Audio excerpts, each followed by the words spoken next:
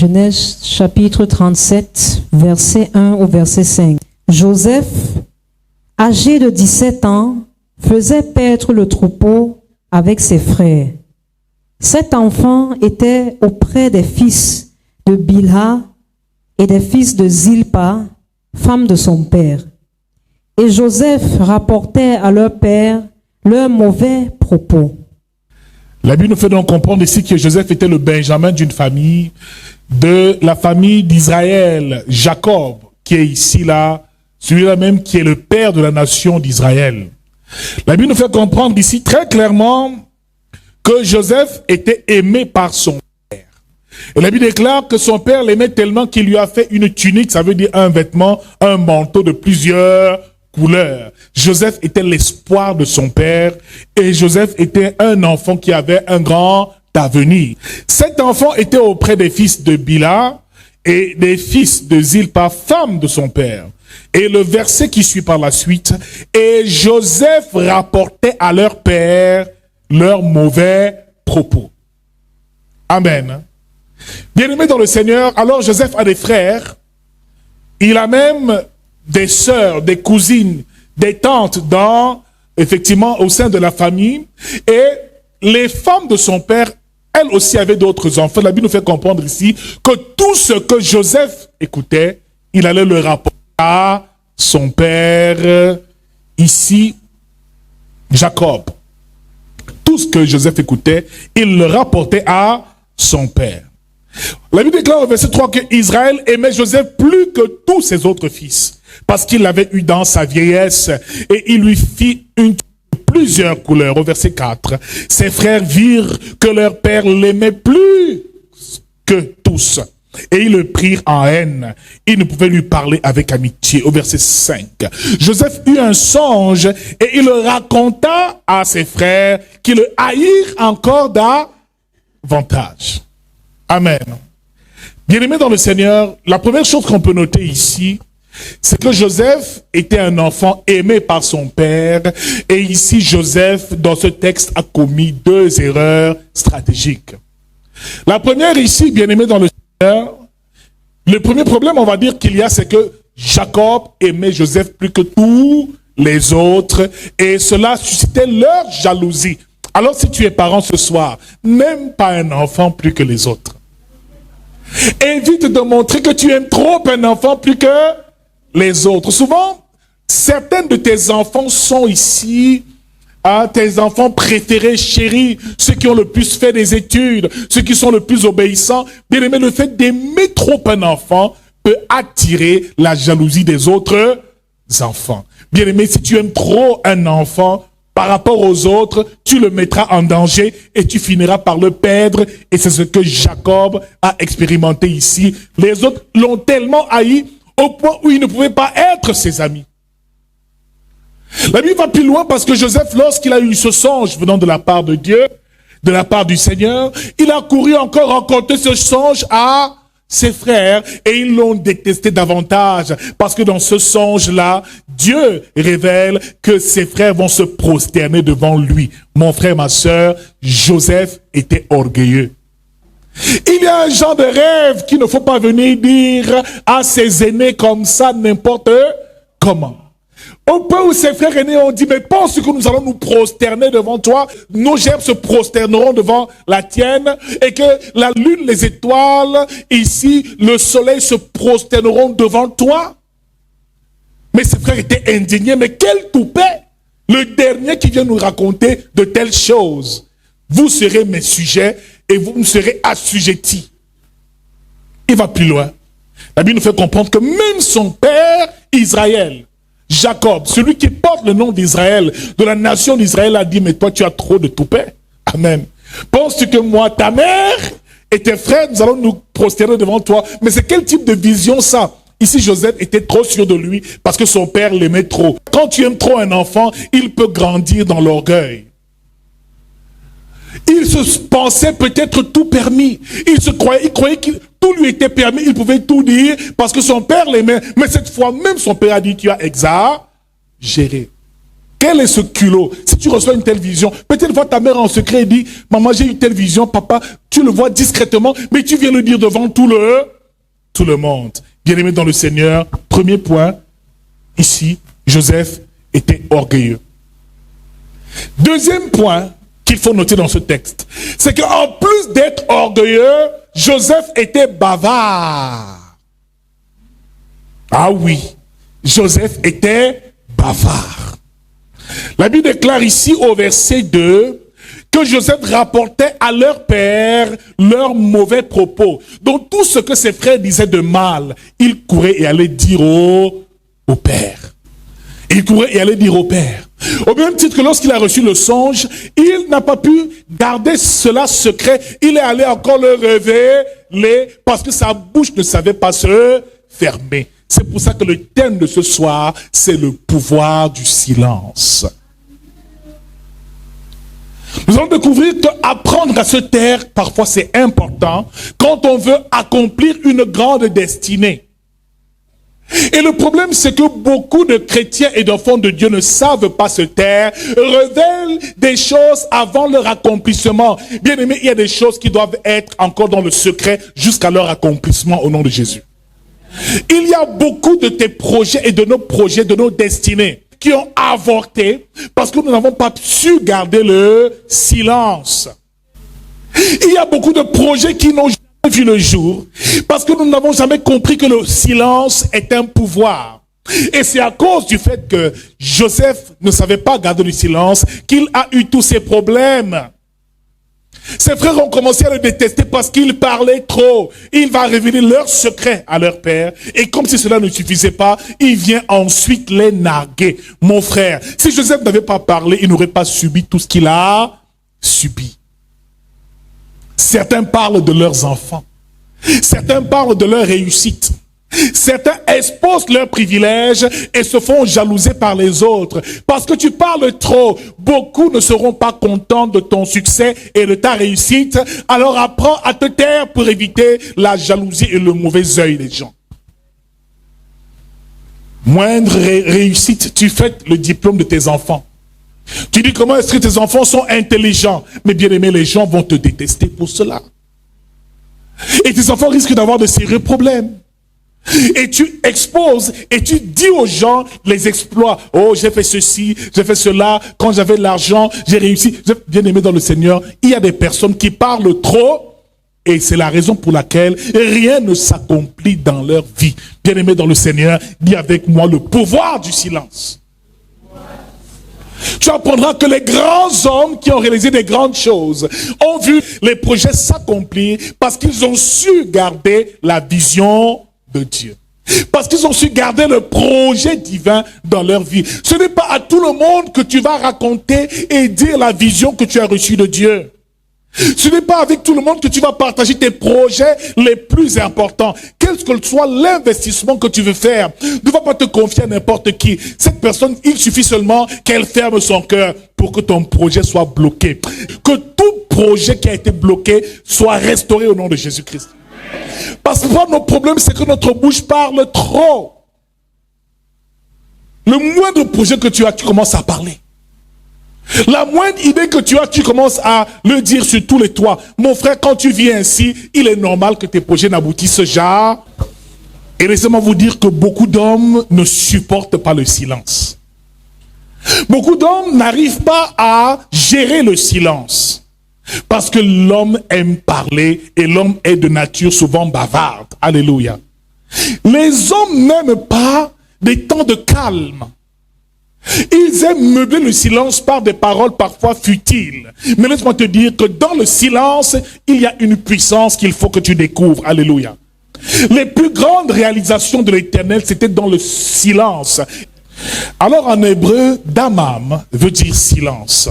C'est l'état, un état de calme, un état de quiétude, un état de paix, un état d'harmonie, un état de repos et même de tranquillité qu'un homme peut avoir face à certaines situations. Exode chapitre 14, verset 14, Moïse parle au peuple. Il leur dit, ces Égyptiens que vous voyez, vous ne les verrez plus. Il dit, l'Éternel combattra pour vous, mais vous gardez le silence. Ce qui veut dire, bien-aimé dans le Seigneur, que le silence, c'est non seulement l'état de calme, ou alors, lorsqu'on ne parle pas, où il n'y a pas de parole, bien aimé, c'est aussi la capacité qu'un homme a à rester tranquille, rester calme, même dans les épreuves. C'est aussi attendre patiemment, afin que Dieu accomplisse parfaitement son œuvre. Bien aimé dans le Seigneur, le silence de Dieu existe, parce que notre Dieu n'est pas un Dieu bavard. Le silence de Dieu existe et il a existé depuis la Genèse. Genèse chapitre 1, la Bible déclare qu'au commencement, Dieu créa les cieux et la terre. La terre était informe et vide et il y avait des ténèbres à la surface de l'abîme. L'Esprit de Dieu se mouvait au-dessus des eaux et ensuite Dieu dit que la lumière soit et la lumière fut. Avant que Dieu ne parle, il agit d'abord dans le silence. Cela veut dire dans le secret. Le silence, c'est aussi le temps du secret. Car, bien aimé dans le Seigneur, il y a un temps d'abord dans le secret avant l'accomplissement de toutes choses. Bien aimé, il y a aussi le silence des hommes. Et voyez-vous comment David, lorsqu'il a reçu l'onction royale, a encore attendu 15 années avant de prendre le trône d'Israël. Il a été loin, mais il a aussi attendu. Bien, le temps du silence est aussi le temps de l'attente. Le temps de la préparation. Quand il dit garde le silence, ça veut dire apprends à te préparer dans le secret. Laisse Dieu te façonner dans le secret. Les grandes destinées se bâtissent et se façonnent dans le secret. Ce n'est pas quand tu vois le prédicateur venir ici prier, chasser les démons qu'il a. Non, c'est dans le secret. Quel travail as-tu fait dans le secret? Quand tu vois une personne réussir, avoir des percées, travailler, avoir des succès, des percées dans la société, mon frère, avoir des grandes entreprises et réussir dans ce qu'il fait, sache que ce n'est pas ce que tu vois avec les yeux qui comptent, mais qu'est-ce qu'il fait dans le secret? Donc, bien aimé dans le Seigneur, il y a aussi le silence de Dieu. Alléluia. Nous avons dit aussi, c'est une période souvent Dieu attend dans le but de te façonner et de façonner la vie de son peuple et même le caractère, le comportement de son peuple. La Bible nous fait comprendre ici que pendant 400 années, le peuple d'Israël était esclave en Égypte. Dieu a laissé, bien aimé, dis avec moi le silence de Dieu. Il y aura des fois où tu auras l'impression que Dieu t'a abandonné. Que malgré les prières, rien ne marche. Malgré les jeûnes, les choses ne bougent pas. Bien aimé dans le Seigneur, c'est le temps du silence dans ta vie. Alors le silence de Dieu ne veut pas dire son absence. Parce que même quand Dieu est silencieux, il travaille dans le secret. Il te façonne, il te prépare pour la grande destinée, pour ce qu'il te réserve. Mon frère, si aujourd'hui tu n'es pas encore au temps et à la saison de la révélation de ta vie, sache que tu es encore dans le secret, en train d'être moulé et façonné. Mon frère, Dieu est silencieux, mais dans le silence, il prend le temps de nous façonner, de mouler notre caractère. Nous donne la nature qu'il faut, la capacité, la sagesse qu'il faut pour gérer le peuple. David était encore trop jeune à 15 ans. C'est à 30 ans qu'il a pris le trône parce que pendant 15 années, il a pu être mature. Bien aimé, c'était le cas aussi de Joseph, nous avons lu tout à l'heure. Joseph reçoit la vision de Dieu, mais il ne l'a pas accompli le même jour. Non! Dieu peut te dire que tu seras un grand homme. Il te dit, je t'en quitte l'Égypte et je t'envoie au pays où coule le lait et le miel. Mais il ne te fait pas savoir qu'il y a un désert à travers. C'est le temps du silence de Dieu, c'est aussi le temps du désert. Même Jésus a été silencieux au désert pendant 40 jours. Il n'a rien mangé, il n'a rien bu. C'était le temps du silence, un temps où personne n'est au courant de toi. Mais je prophétise que cette année, Dieu te révèle. Je prophétise que cette année, Dieu te révélera au monde et que tu atteindras des sommets au nom de Jésus-Christ. Maintenant, il faut apprendre à gérer le silence. Le temps où tu es encore dans l'ombre. Le temps où tu es encore dans les ténèbres. Le temps où personne ne se souvient de toi. Mon frère, David, pendant que Dieu le préparait, il était en brousse, il faisait paître le troupeau de son père. Mon frère, il tuait l'ours, il tuait le lion, il arrachait les brebis à la bouche du lion, mon frère. Lorsqu'il a vaincu Goliath, Dieu l'a révélé au monde. Amen. Il y a un temps du silence, où Dieu te donne l'impression qu'il t'a oublié, où Dieu te donne l'impression que tout est fini, où personne ne pense à toi, mais c'est un temps où tu dois te préparer à ta grande destinée. Aujourd'hui, personne ne te connaît peut-être, mais laisse-moi te dire que dans quelques temps, les gens te connaîtront. Mais s'ils te connaissent quand tu n'es pas prêt, il y aura un problème. Alors le temps du silence est un temps de préparation. Il dit, l'Éternel combattra pour vous, mais vous gardez le silence. Alléluia. Bien-aimé, que veut dire garder le silence? Garder le silence veut dire ne pas murmurer, ne pas se plaindre, ne pas accuser les autres, ne pas douter, ne pas s'inquiéter, ne pas perdre la foi. Car un chrétien qui ne garde pas le silence est un chrétien qui est permanemment inquiet. Oh, je vais faire comment? J'ai peur de ce qui va se passer. Et si je tombe malade, je vais faire comment? Peut-être même je vais mourir. Beaucoup de chrétiens sont troublés et ne gardent pas le silence lorsqu'il y a les tempêtes. Mon frère, ils étaient en train de traverser la mer Rouge. La Bible déclare que les Égyptiens couraient derrière les Israélites. Ils étaient avec une armée. Pharaon était là et il s'approchait déjà d'eux. Et Moïse lui dit, gardez le silence. Mon frère, il y a des situations où tu dois apprendre à garder le silence. Même si tu es persécuté dans ta famille, même si tu as des ennemis partout, dans les temps d'épreuve, d'affliction, garde le silence, mon frère. Car le temps que tu passeras au désert, ici, est déterminé par l'attitude que tu auras, par le silence que tu sauras garder. Plus dans le désert et les épreuves, tu sais garder le silence et plus tu atteindras tes objectifs au nom de Jésus-Christ. Joseph ici n'a pas su garder le silence. Mais voyez-vous, il a subi des épreuves.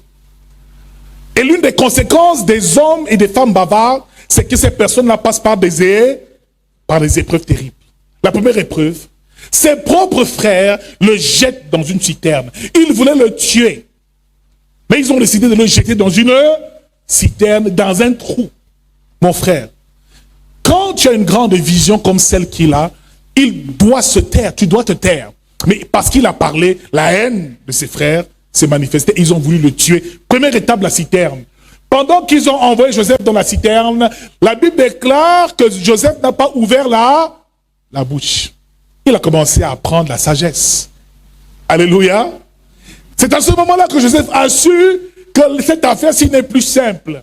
La vantardise est finie. L'orgueil est fini. Bien-aimé dans le Seigneur, pour que Dieu t'apprenne à te taire, parfois il te fera passer par des épreuves terribles. Tellement tu souffres que tu n'as même plus la force de pleurer toi-même. Tu dis seulement un temps, Seigneur, que ta volonté soit faite. Tant que tu résistes, tu murmures, tu te plains, tu fais toutes ces choses-là, mon frère, Dieu même continuera à t'éprouver. Et c'est l'attitude que le peuple a eue au désert. Pendant 40 années, ils ont erré au désert parce qu'ils ne savaient pas se taire.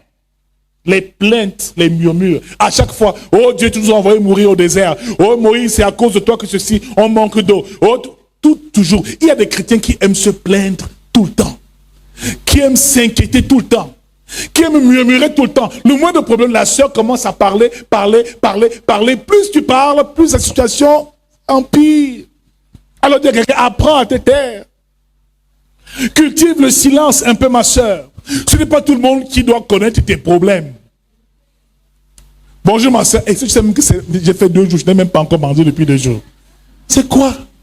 Il te dit bonjour ma sœur. Dis-lui aussi bonjour frère. Mais tu commences seulement avec les problèmes. Eh mon frère, vraiment j'ai trop de pros. Tu commences à parler. Tu sais que ma mère m'avait abandonné quand j'étais encore enfant. Tu sais que j'avais l'argent, on m'a même escroqué. Depuis que je suis dans l'église, le frère n'a même pas encore dit un seul mot. Tu lui as dit raconter toute ta vie. Amen.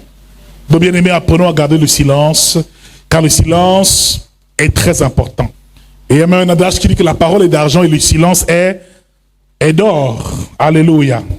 Il dit, l'Éternel combattra pour vous, mais vous gardez le silence. celui qui garde dans le silence, permet à Dieu de combattre ses combats. Plus tu te plains, plus tu éloignes Dieu et tu n'engages pas le Seigneur dans tes batailles. Alléluia. Alors même quand tout va mal, ne te plains pas. Même quand tout va mal, ne sois pas inquiet. Il dit ne promène pas de regards inquiets. Tes inquiétudes ne pourront rien changer à la situation. Donc plus tu fais que dire je n'ai pas d'argent, ouais je suis foiré, oh, c'est dur, oh, je n'ai pas de sous, c'est grave. Mon frère, comment? Ma soeur, ça va? Oh, ça va même où j'ai les problèmes d'argent à mort. Tu parles de ta misère à tout le monde, plus tu en parles, plus ça ne fait qu'empire. Tu n'as pas constaté. Allô Mireille, comment ça va? Oui, ça va, ça va. Comment tu vas ma soeur? Ah, je suis foiré. Oui, on a compris, tu es foiré. Jacques appelle. Oui, alors Jacques. Oui, c'est comment? Ah, dis donc, je suis à terre. Tu sors, tu marches en route, quelqu'un te salue. Oh, voisine, est-ce que tu n'en vas pas? Mais j'ai l'impression, pourquoi vous êtes attaché comme ça? Ah, ma vie ne donne. Plus tu te morfonds, et plus le diable accélère. Celui qui ne se plaint pas permet à Dieu de s'actionner et d'agir et de combattre ses combats. Quelles que soient les persécutions que tu traverses, ne te plains pas. Garde seulement le silence et prie ton Seigneur dans le secret. Gardons le silence de Dieu. 400 années, il s'est tué. Il n'a rien dit. C'est après 400 années qu'il est venu libérer son peuple. C'est incroyable. 400 années de servitude, il a laissé. Amen. Donc certaines personnes, Dieu laisse. Il laisse que les sorciers te dérangent. Il laisse que les vampires, c'est sur ta toiture qui viennent danser leur danse la nuit. Tu te réveilles, tu vois seulement les cafards partout. Moi, c'est le temps du silence. C'est le temps du silence. Tout le monde veut seulement te bouffer dans la sorcellerie. Ton corps, c'est comme si c'est sucré. Partout, tu as tous les problèmes. Le pied fait mal, les mains font mal, la tête fait mal. Tu souffres tellement. C'est le temps du silence. Mais laisse-moi te dire que tu traverses ces choses parce que Dieu va tirer sa gloire dedans. Dieu accomplira sa gloire au travers de ces épreuves. Et il dit, l'Éternel combattra pour vous, mais vous gardez le silence. C'est pas parce que ça ne fait pas mal, mais même quand ça fait mal, regarde à Dieu et dis, Seigneur, toi-même vois ce que je traverse. Pleure devant Dieu, mais ne montre pas ta souffrance aux hommes. Ne te plains pas partout. Accepte de porter ta croix comme Christ a porté sa croix et aller jusqu'à la croix de Calvaire. Philippiens 2, verset 8 nous fait encore savoir qu'il s'est rendu, il s'est humilié, il s'est rendu obéissant jusqu'à la mort à la croix. Jésus n'a pas bronché quand il allait mourir à la croix. Amen. Il a enduré ses souffrances. Mon frère, il y a parfois des épreuves par lesquelles il faut passer parce que ces épreuves te rendront fort au nom de Jésus-Christ. Nous avons dit qu'il y a le silence de Dieu. Et voyez-vous, lorsque Dieu façonnait Ève, Genèse chapitre 2, la Bible déclare qu'il a endormi Adam. Alléluia. C'est aussi ce qu'on appelle un temps de silence, le silence de Dieu. Dieu a endormi Adam parce que Adam ne devait pas voir ce qui se passait lorsqu'on fabriquait Ève, dont les femmes sont un mystère à cause de cela. Parce que Dieu a voulu garder le secret et le silence. Alléluia.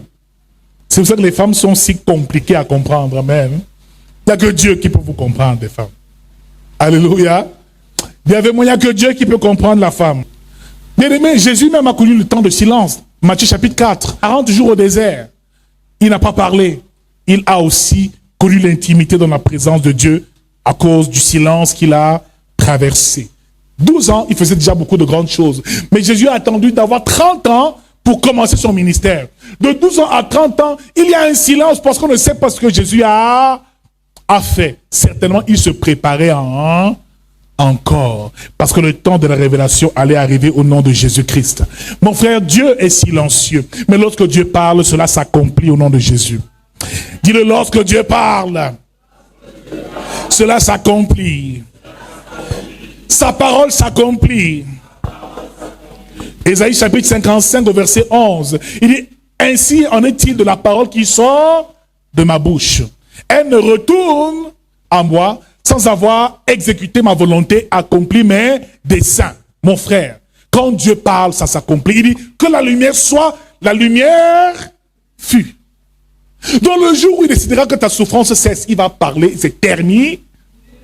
Tu te balades, tu cours là pour rien. Tu gesticules pour rien. Tu te plains trop pour rien. Tu murmures trop pour rien. Il y a un temps pour parler, il y a aussi un temps pour se taire. Il y a un temps pour être éprouvé, mais il y a aussi un temps pour être élevé. Et je prophétise que Dieu te relève au nom de Jésus. Je prophétise que le Seigneur te relève ce soir au nom de Jésus-Christ. Alléluia. Tu as assez pleuré comme ça. Nous avons assez souffert comme ça. Le temps de la gloire est déjà arrivé.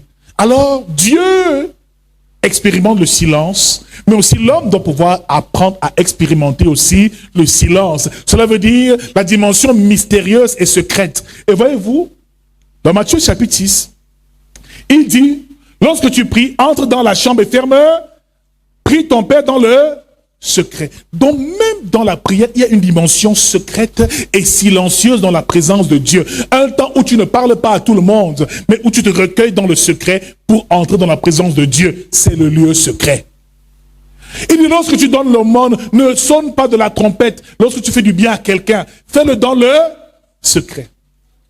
Lorsque tu jeûnes, ne dis pas aux gens que tu jeûnes, n'attriste pas ton visage, fais-le dans le secret. Mon frère, c'est aussi ça, la dimension du secret de l'homme et du silence en ce qui concerne l'homme. Dans le texte que nous avons lu, Joseph a commis beaucoup d'erreurs. Et l'une de ces erreurs fondamentales, c'est qu'il a parlé trop tôt. Méfie-toi de la personne à qui tu vas parler de ton projet. Si à chaque fois que tu as un projet, tu viens le lui révéler, après ça se gâte, fais attention. Les gens sont plus compliqués que tu ne l'imagines. Alléluia. Chaque fois que tu as un projet de mariage, première chose, Marco, vraiment, le blanc vient la semaine prochaine. Ah bon? Ah, on attend ma soeur, je suis contente pour... Après le blanc dit, maman, je ne viens plus. Et tu revois encore vers elle, lui dit, hey, maman, ça va manger. Elle dit, ah si, ça va aller la prochaine. Apprends à te taire au nom de Jésus-Christ. Apprends à te taire. Tu es toujours couché malade. Un jour, nous prions, tu te sens bien. La première personne à qui tu vas voir, vraiment, mon tonton, depuis une semaine, j'ai fait beaucoup mieux. Ah bon? Ah, c'est bien. La même nuit, les attaques reprennent. Tu te rappelles encore, tonton, c'est fort. La douleur a commencé. Il dit, ouais, assis. Ça va pas? Bien-aimé, ton mal n'est jamais loin, ton problème n'est jamais loin. Le problème, c'est que nous révélons des choses aux gens à qui nous ne devons pas révéler. Parfois, quelqu'un peut même être positif dans sa tête, mais il est habité par des forces que toi, tu ignores. Je t'en prie, ne révèle plus tes choses à n'importe qui. Parle à quelqu'un qui peut prier pour toi et qui a une bonne vie spirituelle. Tu ne connais pas l'état de cœur de tout le monde et tu ne connais pas l'esprit des hommes. Donc, il y a parfois des secrets que tu peux révéler. Gloire à Dieu. Mais laisse-moi te dire que si tu révèles une telle chose, sache qu'à l'instant où tu l'as révélé, la bataille commence. Le diable ne veut pas que ça s'accomplisse. Amen. Alors, avant de révéler, fais d'abord un travail spirituel de prière et de protection sur ton projet avant d'aller parler. Amen. Alors, il y a la réunion de famille, tous les gens du village sont là. Toi aussi, j'ai vu vous annoncer une bonne nouvelle. Moi, je suis enceinte. J'ai 3 mois de retard. Ah, félicitations, ma fille. Ça fait 5 ans que tu cherches. Mais, ma soeur, c'est le seul endroit où tu as trouvé bon d'aller parler de tes choses. La même nuit. Je dis pas demain. Là, je dis pas demain. Dis à quelqu'un, pas demain. La même nuit, là, le projet est à... Alors, quand tu es dans le secret en train de prier pour tes choses, lorsque tu sens que ça commence à bouger, pardon, tais-toi encore un peu et laisse le projet arriver à maturité. Alléluia. Bien-aimé dans le Seigneur, le problème de Joseph, c'était sa bouche. Et notre problème, c'est souvent notre bouche, parce qu'on ne sait pas se taire. Marie et Aaron, dans Nombre chapitre 12, se sont mis à murmurer contre Moïse.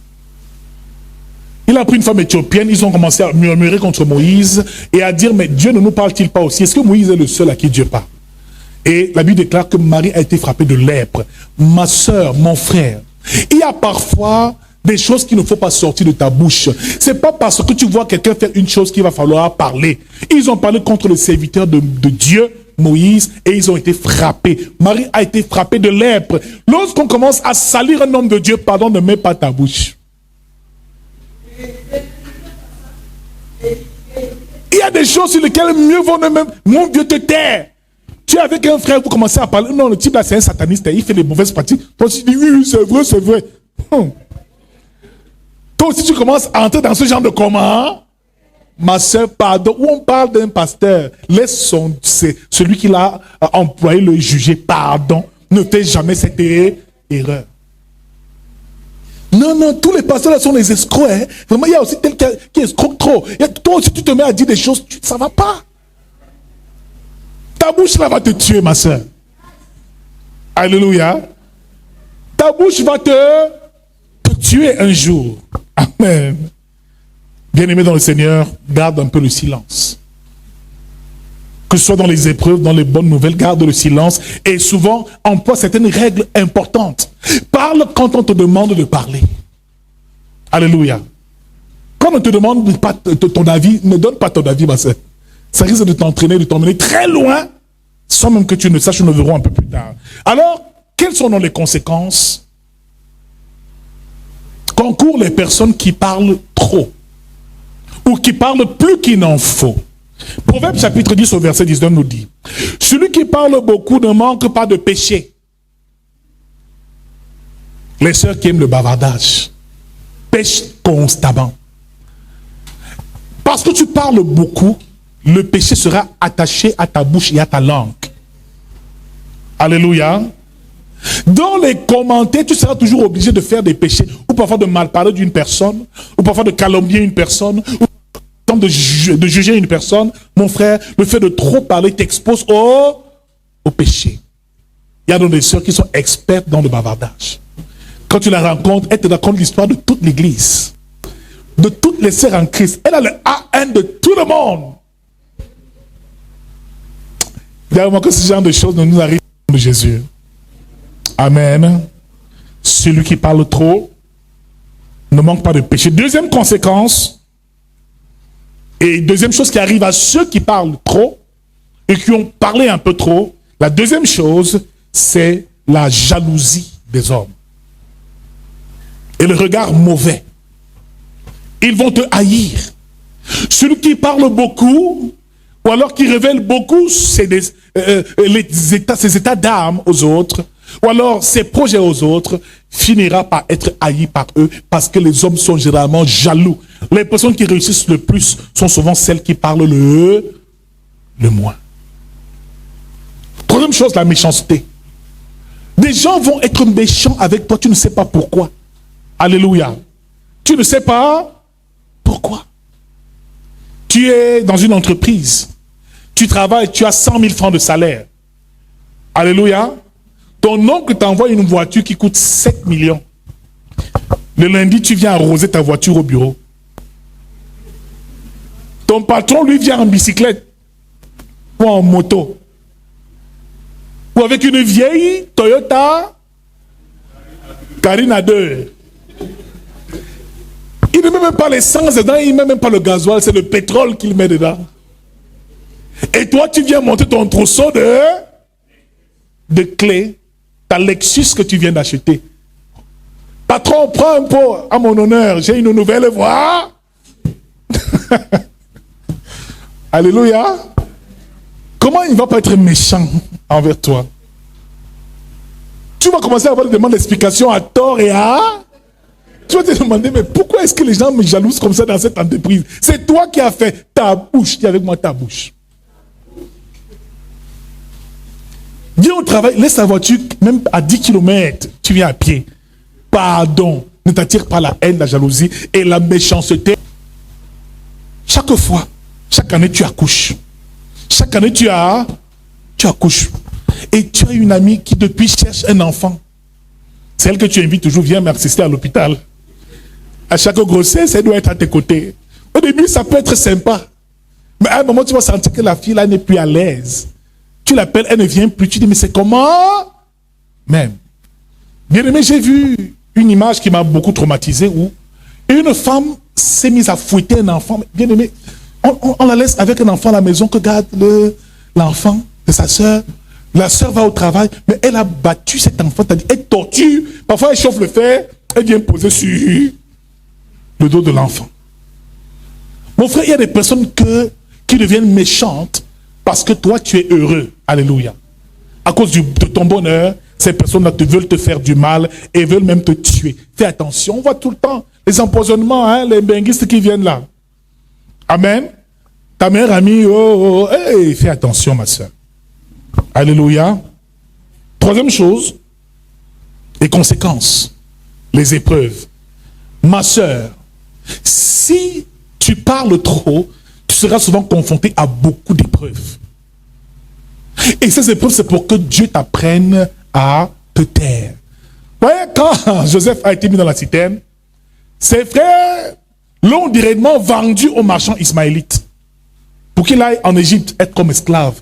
Pendant qu'ils l'ont pris et ils l'ont mis sur les chameaux pour la mener comme esclave, Joseph n'a pas ouvert la bouche. Il y a des épreuves qui vont t'apprendre à te taire, ma soeur. Il arrive chez Potiphar, il est esclave, il fait tout bien. Un jour, sa femme vient le tenter, le séduire, il couche avec moi, il refuse. Maintenant, il va accuser chez son mari qu'il a voulu me violer. Quand Potiphar est arrivé, on a pris Joseph et on l'a envoyé en prison. Il n'a pas ouvert sa bouche. Alléluia. Le problème, c'est souvent qu'on parle trop tôt et trop vite. Amen. Donc tout ce qu'il avait enduré, depuis le jour où ses frères l'ont mis dans la citerne, il est devenu esclave par la suite et par la suite il est devenu un prisonnier. Tout ce qu'il a traversé, c'était simplement à cause de la parole qui est sortie de sa bouche. Bien-aimés dans le Seigneur, faisons attention à tout ce que nous disons et à tout ce que nous révélons au prochain, mon frère. Une autre conséquence de ceux qui parlent beaucoup et du bavardage inutile, c'est le retard. Une personne qui parle beaucoup sur sa vie, qui parle beaucoup sur ses projets, est constamment en retard. Alors mon frère, ma soeur, quelqu'un qui sait garder le silence est une personne bénie. Et nous allons voir deux avantages avant de nous séparer de ceux qui savent garder le silence. Alléluia. Le premier avantage d'une femme ou d'un homme qui sait garder le silence, c'est que celui qui garde le silence en toutes circonstances, il y a des personnes qui doivent garder le silence, qui gardent le silence en toutes circonstances, est une personne qui parvient, numéro un, à analyser et à comprendre les autres. Celui qui est silencieux reçoit plus d'informations sur les autres. Alléluia.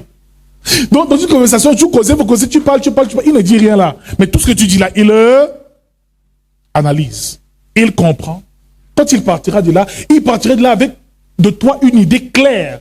Celle-là, elle a fait ceci, elle a fait cela. Je la tiens déjà, je sais comment je peux la tenir.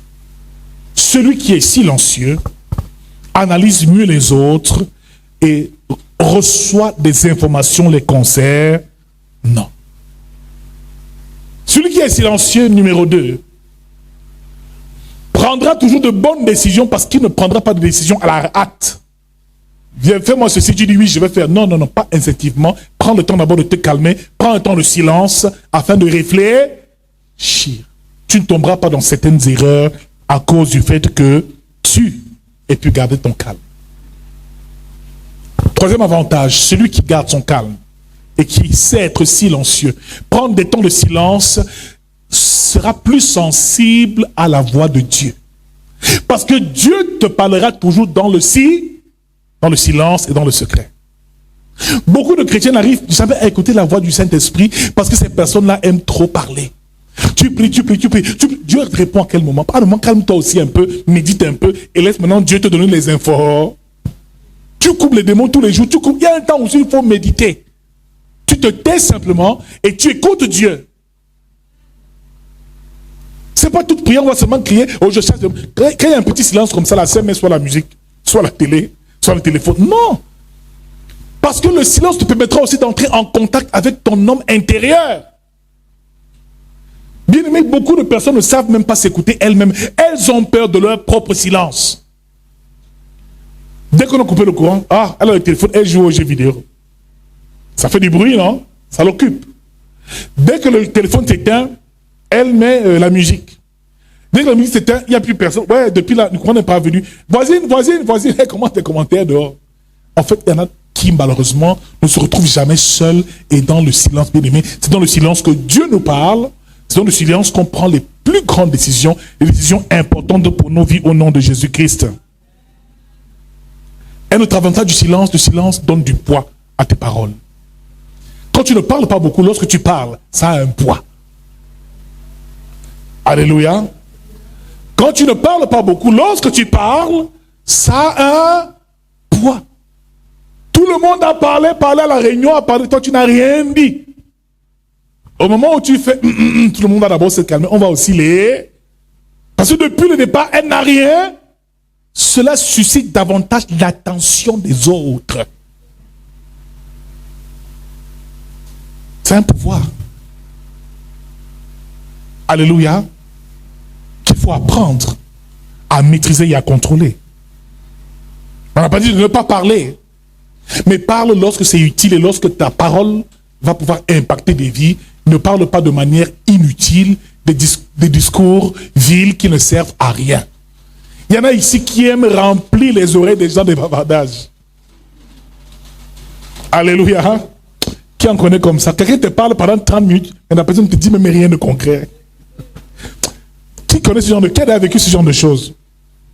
Elle te bombarde de bavardage. Oh, le cousin de ceci a fait. Oh, le cousin... Ah, ma soeur a fait ceci. Mon oncle... Mais bien aimé, après 30 minutes, ta tête est bourrée. Tu es déjà saturé. Mais en fait, quand tu demandes... Elle m'a même dit quoi aujourd'hui? De quoi même? Qu'est-ce que ça m'apporte même ce qu'elle m'a dit? Rien.